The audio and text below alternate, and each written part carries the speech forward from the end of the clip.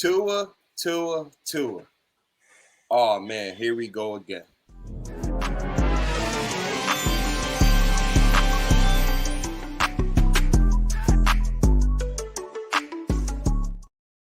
What it do, YouTube? It's your host, B-Rob of the SBS Super Biased Sports Show, where a fan can be a fan no matter how biased your take is. I'm here with a dope couple of guys. I'm going to go ahead and let them introduce themselves.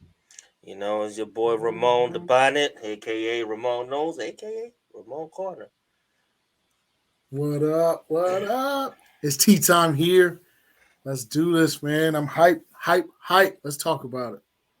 Yes, sir. And unfortunately, today we have a little bit of bad news. It's kind of surprising. Actually, it's very surprising to everyone in the organization, even the head coach. And as we learned today from Ian Rappaport, Tua Tagovailoa is once again in the NFL concussion protocol.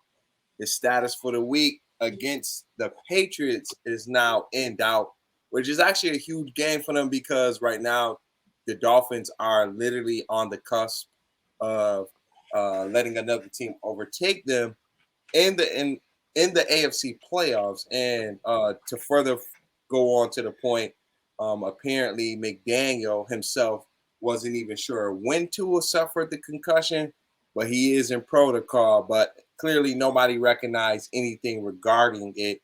And lately, the NFL has been on it since Tua's first two concussions versus the Bills and the Bengals.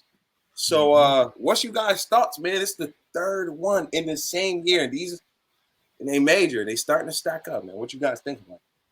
Yo, so this is my thing, right? Like that nobody noticed it, but I don't know how because I didn't point it out during the game, but I was like, yo, he looks terrible in the second half.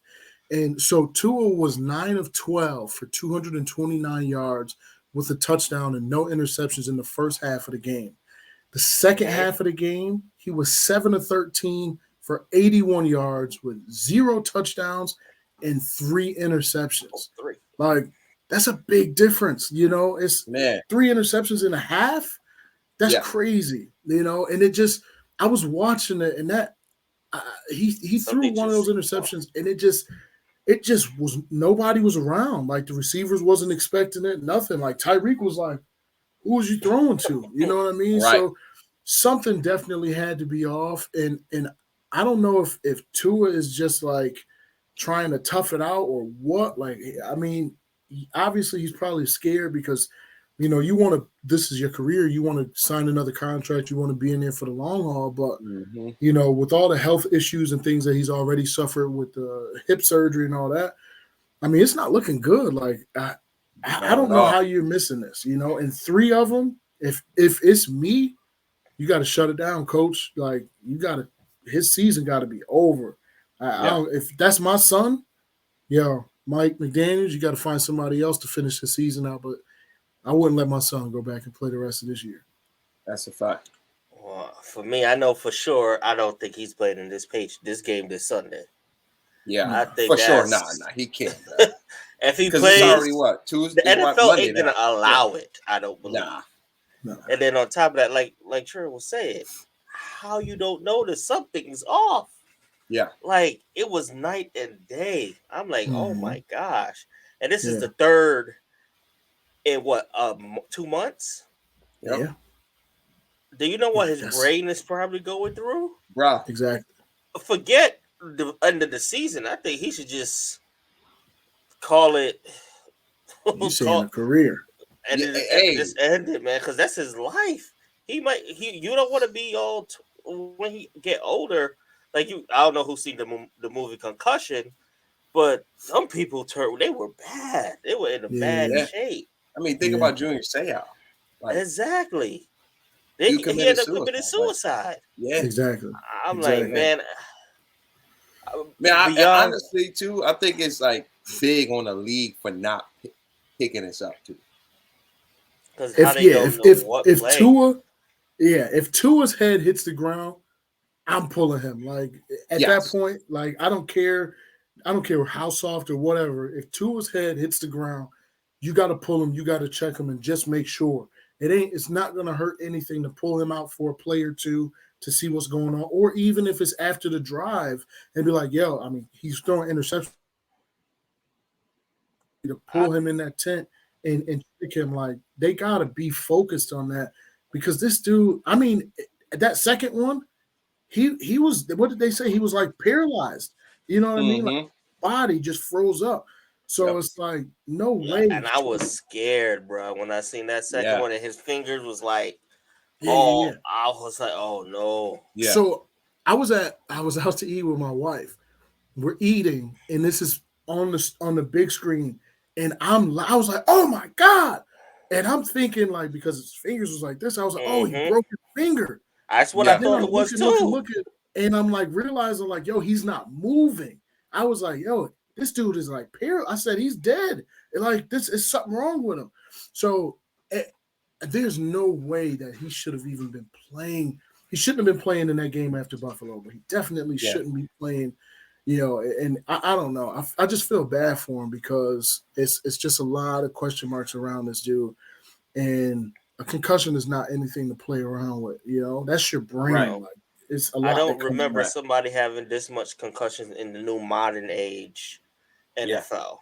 Right. I mean, if you in one season, it, like life after football got to start to be a question. Like, I mean, if you think about it, like you said, after the Buffalo game, he should have never played Cincinnati because clearly when he got concussed in that game, it clearly showed that he shouldn't even been in the game at all. And then for him to have a concussion and nobody know about it, and then for it to become a report literally a day after Christmas or just a day after NFL Sunday, and then now, you know, ever since his second concussion, if you so much bump your head on the turf or you get tackled in a manner where where you felt like you stayed down for too long, or like you stand up and you got a little wobble, they automatically like take you out that next play. So I will say the league has been on it, but for this one to slip under the radar for somebody who's been like the face of concussions this year, unfortunately, that's like, yo, this is not a good look. And honestly, I feel like big picture, it's gonna make it worse for the game because they already was having discussions about the roughing the passer calls and what is considerable for touching the quarterbacks and like tackling. So now with this coming out, it's like, yo, now it's really gonna be like, yo, do I even tackle this man? Like, do I tackle the quarterback? Because look how many missed sacks have happened. Yeah, look how many missed sacks have happened because dudes are like, yo, I thought I don't want to take him down. You know, it happened in the Dallas game. Already going full speed. If I tackle him a certain way, I'm gonna land on top of his body. And if I don't look like I'm bracing myself, they're gonna pull the flag. Somebody and even in some cases, I am bracing myself, and then somebody's gonna pop an elbow or a shoulder when they go to brace themselves. Oh yeah, exactly. Because they're heavy. They're 300 and something pounds. Yeah, yeah. I mean, even if you weigh 300 pounds, right? How fast you going, and then you hitting the ground. Like, come on, man. Like, I think at some point he keep getting he get a couple of more concussions in his career. I think a doctor gonna hit him with that Chris Bosh treatment and tell you like, yo, you can't play no more. You're unfit to continue to play like professional sports. Like, okay, so tell me this: if that happens sooner rather than later, if he fails this concussion protocol, right? What does that mean for Miami? What does that mean for the Dolphins in the future? Like, they got, so if they go for a new quarterback, right? If they go and they find them a new quarterback, then who do you see that could replace him? I mean, we was talking about this, and literally the best quarterback will be Lamar Jackson. Like, and the reason why I think Lamar Jackson is because you got Mike McDaniels, and he's a great run game coordinator. Like, aside of the weapons that they have, which is like an obvious thing, if you just think about what Lamar Jackson is good at right now, which is running the football, the run game in Miami with Mike McDaniels, it's probably going to be like the Ravens offense on drugs. Like that's how good they scheme up runs. With weapons. Yeah, with weapons With at that, where weapons. now you can't stack the box for like runs, and like you already can't stack the box now versus Miami. So just imagine if you have a quarterback that's a running threat. Oh my gosh, man! Like Yeah, that would be they would have to fastest give up. offense. They would have to give up a boatload. Yeah. Because I mean, the thing that come to my mind is in order for them to get Lamar, they will have to do a bigger trade than for Russell Wilson. Because remember, Russell Wilson was 2 firsts, 2 seconds, and I think a fifth. You probably got to give up 3 firsts, 3 seconds. Because that's you a lot. Just give up the franchise. For that type of quarterback, you got to. Franchise. Oh, yeah. Facts. Because you already got Tyreek Hill locked in, and Waddle was on the rookie contract. But see, this is the thing, right? So I was looking at a couple different articles, different reports, and some of them were saying that you'd have to trade Tua, but you can't trade Tua if he's got a head injury. Yeah, like if people are already, so his trade value is down. But if you just imagine Lamar in Miami, like just think about that. If they could manage to keep he's back in Florida. They keep Tyreek and they keep Waddle. I don't even care if they got to trade anybody else. Like if they just have those 3 pieces and Mostert, if they could keep those, that offense is track and field all day long. Oh yeah, it's an upgrade for the 49ers offense. Exactly. Mm-hmm. It's like 49ers offense with an upgraded version of a Colin Kaepernick. Yes. Like just crazy. Like just that would be crazy. And it's unfortunate that this is a conversation because Tua was like this year was a prove it year for Tua. And he was proving it. Despite those 2 concussions, he still was like showing before the concussions, he was showing like, yo, I'm the dude. After the concussions, he was showing I'm the dude. But if this comes out to be a failed concussion, I just don't see that would be a real, like, how does Miami turn around and say, okay, we're about to give this dude the bag, and we don't even know if he can just simply take a push to the ground and be able to play for us. Like, everybody wants a franchise quarterback. That's what they're looking for now. And yeah, it's great if you could win on a short, a rookie contract, but they want their guy. And Lamar down there in Florida, that would be scary. Yeah. That would be scary.